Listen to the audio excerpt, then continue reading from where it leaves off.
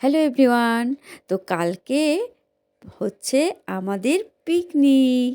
তো পিকনিকের চাটনিটা আজকেই রেডি করে রেখে দেবো। তাই দেখো বেশ সুন্দর সুন্দর লাল টুকটুকে নরম নরম টমেটোগুলোকে ধুয়ে ভালো করে কেটে নিয়েছি। আর চাটনি বানানোর সমস্ত উপকরণ রেডি করে নিয়েছি। তো আমি বানাবো হচ্ছে অনুষ্ঠান বাড়ির মতন চাটনিটা, খেতে হেভি টেস্ট হবে। তো দেখো কিভাবে বানাচ্ছি, আর তোমরা কিভাবে বানাও সেটাও আমাকে কমেন্টে জানিও।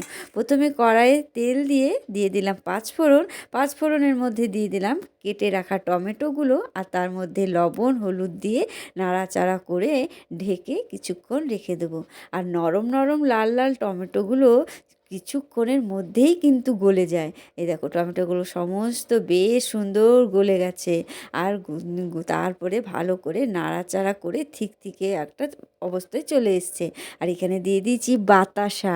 আর এই বাতাসাগুলো হচ্ছে মা পুজো করে কোটোতে রেখে দেয়। আর আমরা কি করি, এই বাতাসাগুলো দিয়ে চাটনি নয় পায়েস বানিয়ে ফেলি। তারপরে এখানে দেখো খেজুর, আমসত্ত্ব আর কিশমিশ বেশ কুচি কুচি করে কেটে রেখেছিলাম, আর ওর মধ্যে দিয়ে দিলাম। বেশ কিছুক্ষণ নাড়াচাড়া করব, চাটনিটা বেশ ঘন হয়ে আসবে। তখন দিয়ে দেবো একটু তেঁতুলের কাজ। আর টমেটোর চাটনিতে তেঁতুল না দিলে কিন্তু একদম চাটনির টেস্ট আসে না। তবেই তো চাটনিটা টক মিষ্টি ঝাল হবে। আর এখানে ঝাল করার জন্য, আরও টেস্টি করার জন্য আমি নিয়ে নিচ্ছি ভাজা মশলা। তো চাটুতে একটু ভাজা মশলা ভেজে আর তার মধ্যে কটা শুকনো লঙ্কা দিয়ে মিক্সিতে বেশ ভালো করে গুঁড়ো করে নেব। টেস্টটা আরও সুন্দর হয়ে যাবে। তাই দিয়ে চাটনিটার মধ্যে উপর থেকে ছড়িয়ে দিলাম।